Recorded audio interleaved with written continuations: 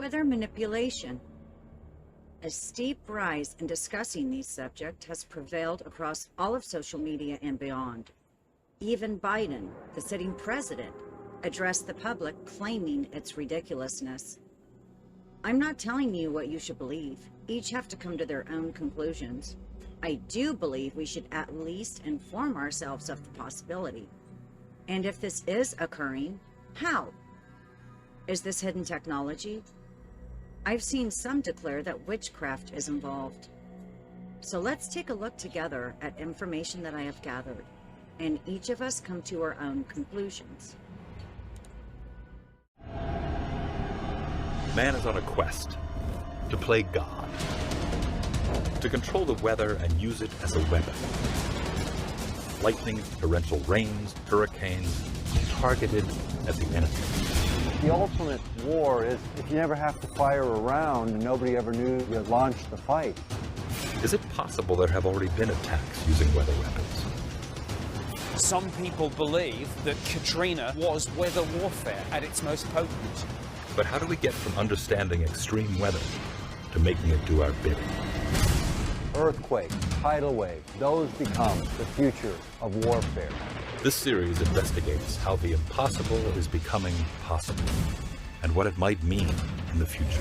If an enemy could change the jet stream over North America, it could plunge North America into an ice age. Triggering lightning, aiming the bolt, and doing it secretly. Some of the theory dates back 100 years to legendary electrical inventor Nikola Tesla.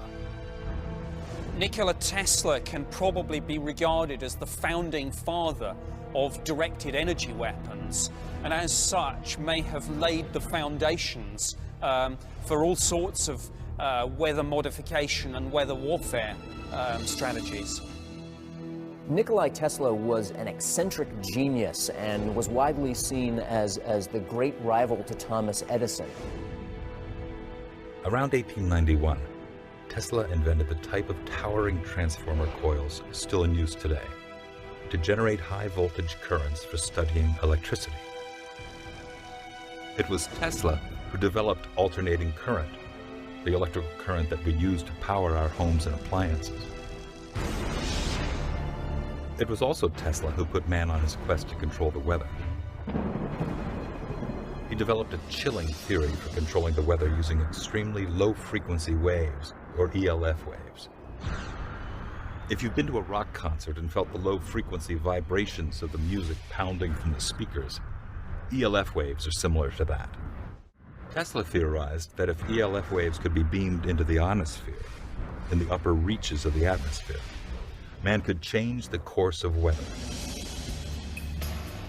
The ELF waves would create heat, altering the molecular structure of the ionosphere, pushing it out into space. When you heat a certain region of the ionosphere, it literally pushes it up and creates what would look like a column of space, and the lower atmosphere then rushes in to fill that space, and as it does, it changes the flow of jet streams within the region, pressure systems, and in that respect, it could manipulate weather. What this means is the heated ionosphere acts like a giant dam, rerouting the path of the jet stream. The jet stream flows between 6 and 9 miles above the Earth's surface and reaches speeds up to 300 miles per hour. The jet stream is a focused, high-velocity rope of air that moves billions of gallons of water around our world, like a giant river at 50, 60,000 feet up. It moves all the water around our world for rain, for storms. This is the lifeblood of planet Earth. Could Tesla's theories help create a new generation of covert weather weapons? It was the Russians that were creating this signal. Perhaps it's already here.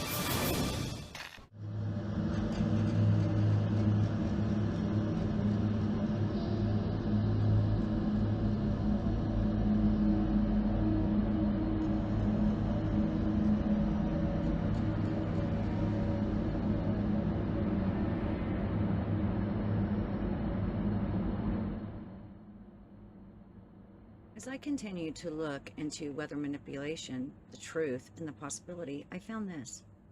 Operation Popeye.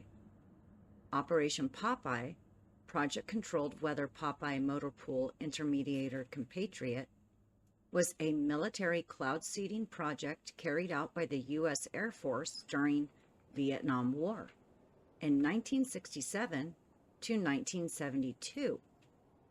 The highly classified program attempted to extend the monsoon season over specific areas of the Ho Chi Minh Trail to disrupt North Vietnamese military supplies by softening road surfaces and causing landslides.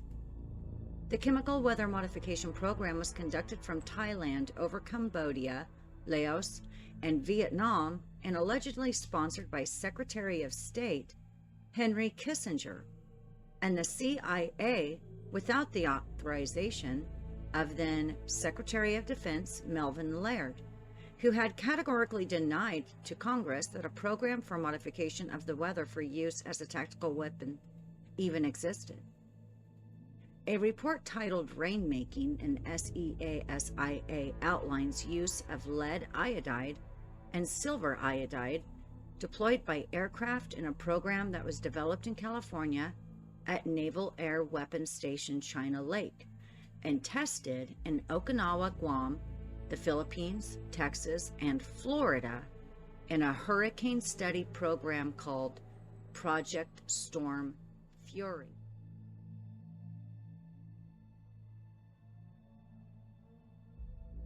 July 1st, 1996, quote, "Weather as a force multiplier, owning the weather in 2025. Abstract, in 2025, U.S. aerospace forces can own the weather by capitalizing on emerging technologies and focusing development of those technologies to warfighting applications. Such a capability offers the warfighter tools to shape the battle space in ways never before possible. It provides opportunities to impact operations across the full spectrum of conflict and is pertinent to all possible futures. The purpose of this paper is to outline a strategy for the use of a future weather modification system to achieve military objectives, rather than to provide a detailed technical roadmap. A high-risk, high-reward endeavor. Weather modification offers a dilemma not unlike the splitting of the atom. While some segments of society will always be reluctant to examine controversial issues such as weather modification, the tremendous military capabilities that could result from this field are ignored at our own peril, from enhancing friendly operations or disrupting those of the enemy via small-scale tailoring of natural weather patterns to complete dominance of global communications and counterspace control. Weather modification offers the warfighter a wide range of possible options to defeat or coerce an adversary. Some of the potential capabilities a weather modification system could provide to a warfighting commander-in-chief CINC are listed in Table 1. Technology advancements in 5 major areas are necessary for an integrated weather modification capability. 1. Advanced nonlinear modeling techniques. 2. Computational capability. 3. Information gathering and transmission. 4. A global sensor array, and 5 weather intervention techniques. Some intervention tools exist today, and others may be developed and refined in the future.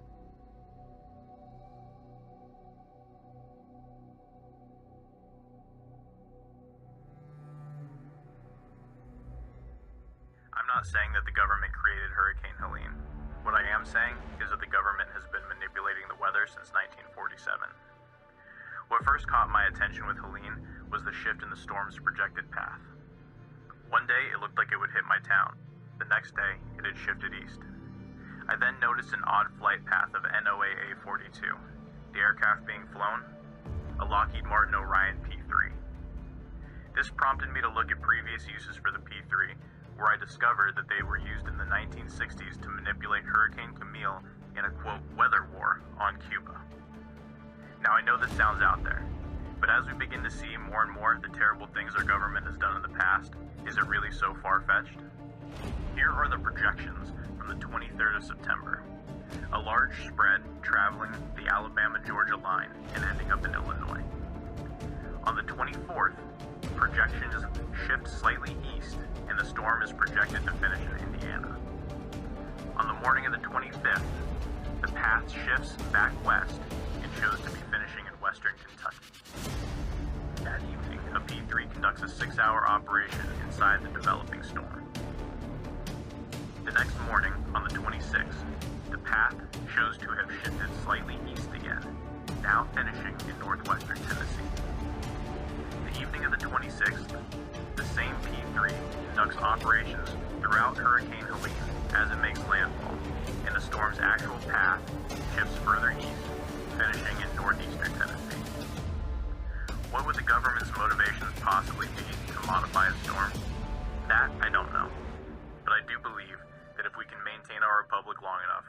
time will eventually tell.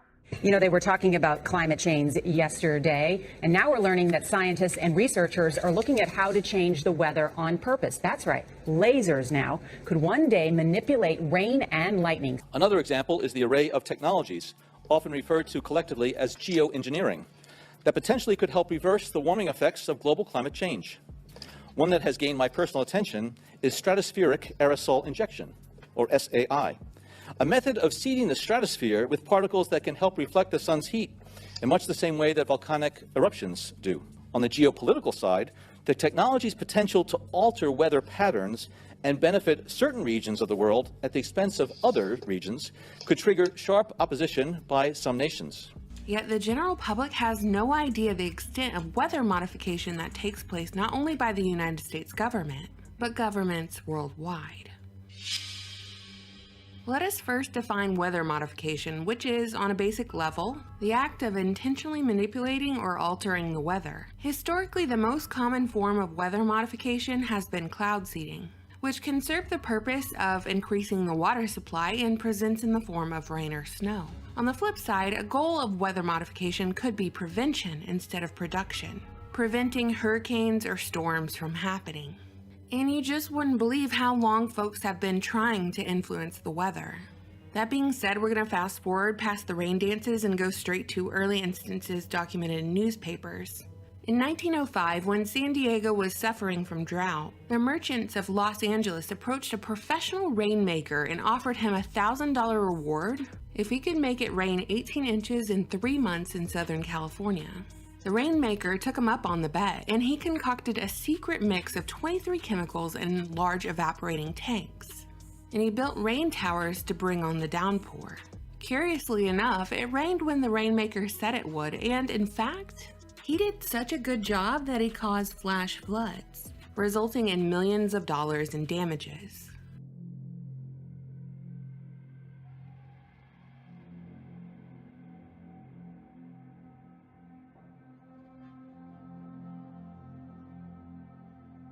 Here with Kristen Megan. She's a military veteran, right?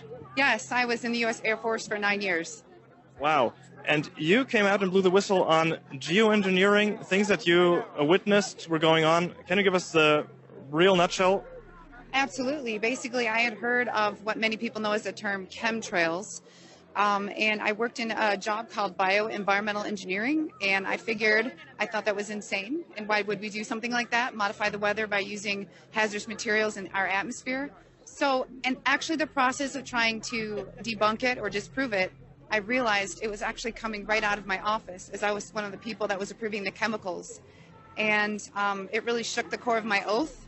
And I did a lot of sampling, a lot of investigation, and I blew the whistle and I got out. And I've now used my credentials, my oath, and my powers for good to help people understand it's very real. It's now openly admitted. There are multiple forms of weather modification. I specifically found the one of stratospheric aerosol injection. Stratospheric aerosol injection, SAI, is a proposed method of solar geoengineering that aims to reduce the effects of global warming by reflecting sunlight. How it works. SAI involves injecting sulfur dioxide, SO2, into the stratosphere to create sulfate aerosols that mimic the cooling effect of volcanic eruptions. Benefits. SAI could temporarily reduce the impacts of global warming. Factors to consider. Injection altitude. Injecting aerosols at a higher altitude is more expensive, but more efficient because the aerosols last longer.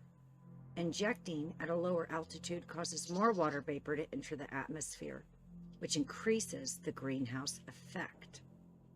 Injection location. Optimizing injection latitude and longitude can increase the lifetime of particles in the stratosphere. Climate impacts. SAI could alter the global hydrologic cycle, potentially decreasing global mean precipitation. However, the magnitude of precipitation changes is highly dependent on the magnitude of temperature change. Vulnerability to space weather. SAI is highly vulnerable to extreme space weather events. Widespread electrical damage from a space weather event could make SAI redeployment, and feasible. So from what I just read, it sounds like they could either, in theory, increase the amount of precipitation or decrease it.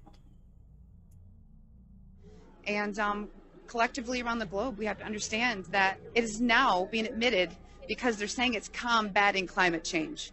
Well, the climate change we need to be worried about is man-made climate engineering, also known as geoengineering. Why? You can ban it anywhere. We've had states in the United States ban it, and that is great to get the ball rolling. But people really need to wake up to it, irrespective of any political party. It's not okay. And you're seeing a huge increase in neurodegenerative issues like Alzheimer's. It's really difficult for people with respiratory issues and asthma. And people are wondering why they have allergies 24/7, 365. And I liked what you said about that climate change, or the change we experience in weather. Often we can't disconnect that from these geoengineering activities. Do you want to say something more about that? I mean, how do we feel that? Is there proof or so that is definitely coming from that? Yes, there are places that openly admitted it. Remember Dubai? And then when people got upset, they retracted it, but the can was already opened. And the issue is, I know this sounds silly, but when you watch movies with time change, they say if you do something and something changes, it changes the ripple throughout time. If you are modifying the weather, you are messing with Mother Nature. And meteorology is a very, very thorough study. And I do know a lot of it because of my profession of plotting hazards. But it does not make sense when you are altering nature where things are not naturally supposed to occur. We had massive flooding in California, and we have a system called HARP that is in the United States. And the same people who demonized me 5-10 years ago are now going, wow, because they're finding it's openly admitted in all of our U.S. documents. The U.S. is absolutely not the only country doing it. Is it going to rain in Dubai today? Just so I know. I have to drive back from Abu Dhabi to Dubai. No. It's not raining. It's a sunny day. The UAE government invested more than $20 million in research to start a process called cloud seeding. The UAE performs around 1,000 hours of cloud seeding a year, and it's all controlled by this building in the National Center of Meteorology in Abu Dhabi, where they track the whole process. We met with a cloud seeding expert to explain how the seeding process works. We wait the forecast. When we have a good, chance for a cloud, we send the aircraft to that location. Go under the cloud. In the first stage of the cloud, there is good updraft at that time. Start to release all the salt, and with the good updraft, of course, it will go inside the cloud. The droplets will become bigger and start to rain. The center manufactures a salt substance that helps enhance rainfall. They put them in what they call flares. At this point, in my opinion, weather manipulation is proven, or the possibility, the actual reality that it can be done is indeed proven. How many proofs and evidences do we need before we believe reality? Government entities, historical sciences, and global entities openly discuss it. But what about the witchcraft element? I've seen this discussed a lot on social media as another present force in weather modification. Where would this even come into place? A lot of different theories about, what's exactly happening. I think we can all agree that it's not normal weather patterns. Areas are getting hit that usually would not be hit with this type of weather. So, in that, we know something's off. And what is that? It's hard to know for sure, but for me, I think it comes down to that, we know that this system has weaponized weather. We know that our regional areas have weather witches and warlocks. Whether it's, something coming down through the military, good or bad, or whether it's, weather witches causing havoc.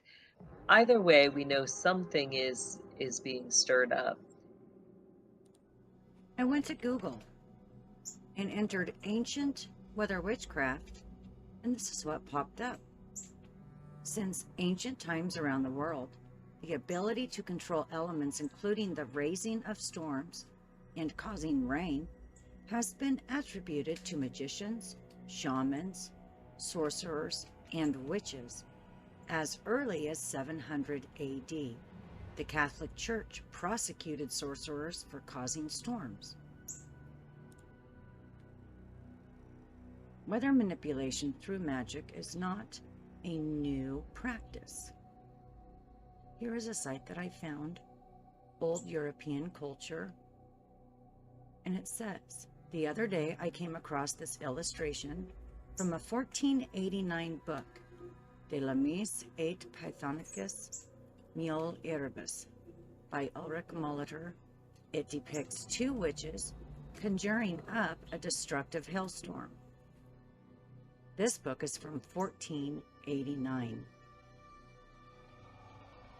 And here's a post on Twitter that I found by an account called Hookland with a quote from 1982, Dr. M. Ben. The most feared magic user in rural communities has always been weather modifier, the wind summoner, weather salt hag, hill witch, or member of the Society of the Miller's Word. Anyone who could call drought, flood, or storm had the power to provoke fear. Really, you could go on and on. If you actually look into this and look this up, there is a lot to find. There is a lot of information, and there is a lot to back this up, that this is a very real phenomenon. Here's a blog from a weather witcher herself. 2019. Weather witching. Harnessing the power of weather magic. Here's a quote she writes. And then she says, to feel such power is beyond words. I have been doing this since I was a small child, before I knew what magic was, much less what weather magic was. Weather is a major aspect of nature, and witches are natural beings, attuning their lives to the tides of the moon, melding their patterns to the turning of the year. In weather witchery, Katrina Rasbold writes, part of claiming our own inherent power includes working with the natural elements of earth, air, fire, and water. There is very little about weather that is not an elemental experience, sometimes to the extreme. So as you can see, weather witching, weather witchcraft is very real and very, very powerful. It is an actual phenomena and practice that is very real. In conclusion, I think we can all agree that weather is being manipulated without any doubt. I believe we have a responsibility for each other as mankind to find out all that is being utilized. If it is being utilized against us, by whom and why?